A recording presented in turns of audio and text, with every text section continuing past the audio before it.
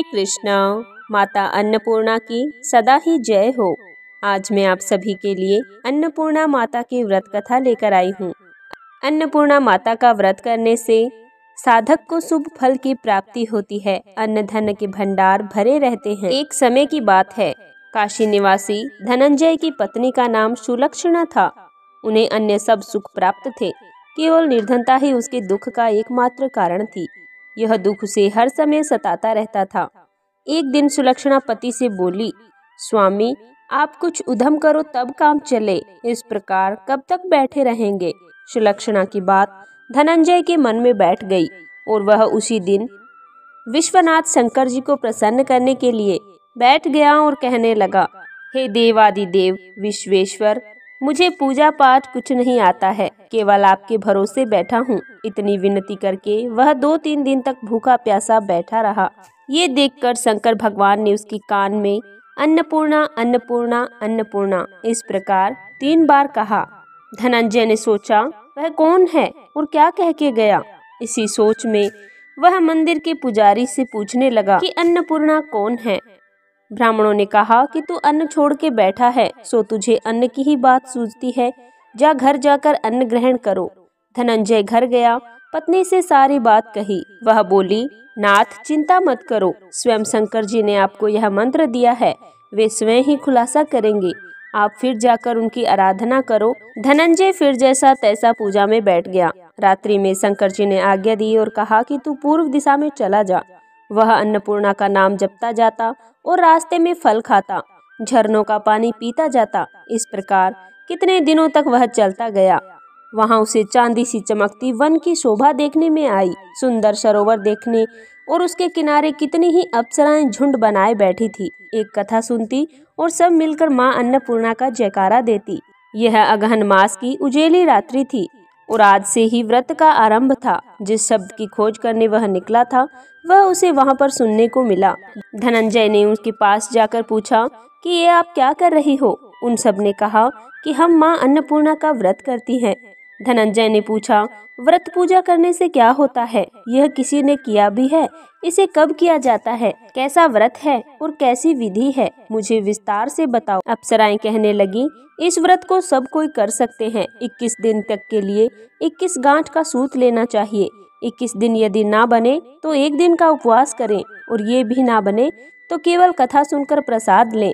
निराहार रहकर कथा कहें। कथा सुनने वाला कोई ना मिले तो पीपल के पत्तों को रखकर सुपारी या घृत कुमारी वृक्ष को सामने कर, दीपक को साक्षी कर, सूर्य, गाय, तुलसी या महादेव को बिना कथा सुनाए मुख में दाना नहीं डालना है।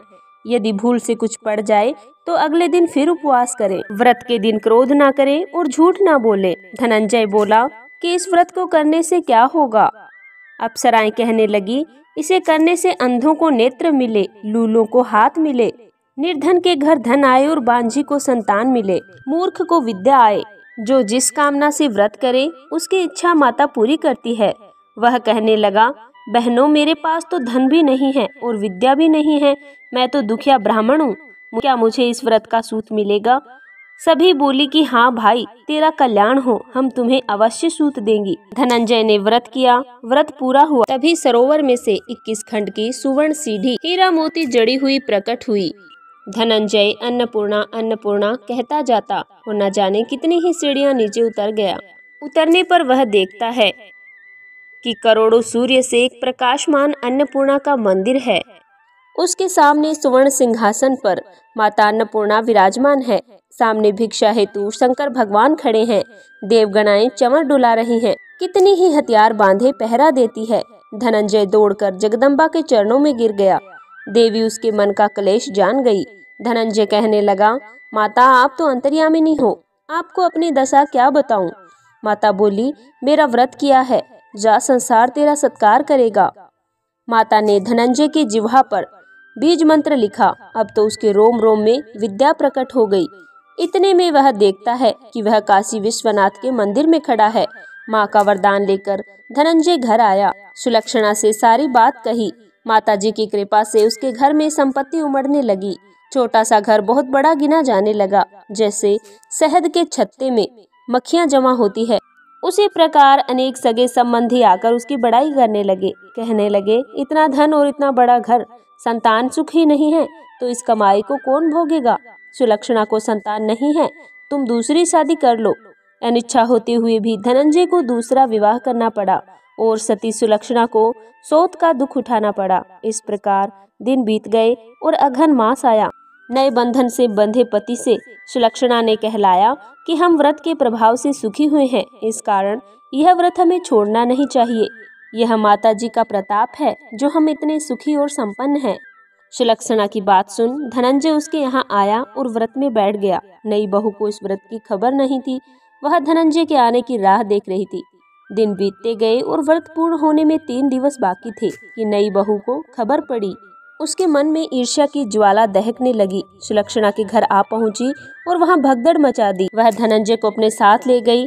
नए घर में धनंजय को थोड़ी देर के लिए निद्रा ने दबाया। इसी समय बहू ने उसका व्रत का सूत तोड़कर आग में फेंक दिया। अब तो माताजी का कोप जाग गया। घर में अकस्मात आग लग गई, सब कुछ जलकर खाक हो गया।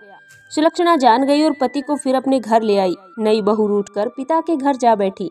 पति को परमेश्वर मानने वाली सुलक्षणा बोली, नाथ, घबराना नहीं, माताजी की कृपा अलौकिक है। पुत्र को पुत्र हो जाता है पर माता को माता नहीं होती। अब आप श्रद्धा और भक्ति से आराधना शुरू करो, वे जरूर हमारा कल्याण करेंगी। धनंजय फिर माता के पीछे पड़ गया और वही सरोवर सीढ़ी प्रकट हुई जिसमें मां अन्नपूर्णा कहकर वह उतर गया। वहां जाकर माता जी के चरणों में रुदन करने लगा।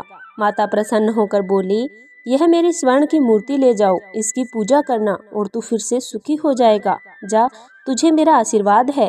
तेरी स्त्री सुलक्षणा ने श्रद्धा से मेरा व्रत किया है और मैंने उसे पुत्र दिया है। धनंजय ने आंखें खोली तो खुद को काशी विश्वनाथ के मंदिर में खड़ा पाया। वहां से फिर उसी प्रकार को घर आया। इधर सुलक्षणा के दिन चढ़े और 9 महीने पूरे होते ही पुत्र का जन्म हुआ। गांव में आश्चर्य की लहर दौड़ गई। इसी प्रकार उसी गांव के निसंतान सेठ के पुत्र होने पर उसने माता अन्नपूर्णा का मंदिर बनवाया। उसमें माता जी धूमधाम से पधारी, यज्ञ किया और धनंजय को मंदिर के आचार्य का पद दे दिया। जीविका के लिए मंदिर की दक्षिणा और रहने के लिए बड़ा सुंदर भवन दिया। धनंजय स्त्री पुत्र सहित वहां रहने लगा। माता जी की चढ़ावे में भरपूर आमदनी होने लगी। उधर नई बहू के घर डाका पड़ा, सब लुट गया। वे भीख मांगकर खाने लगे।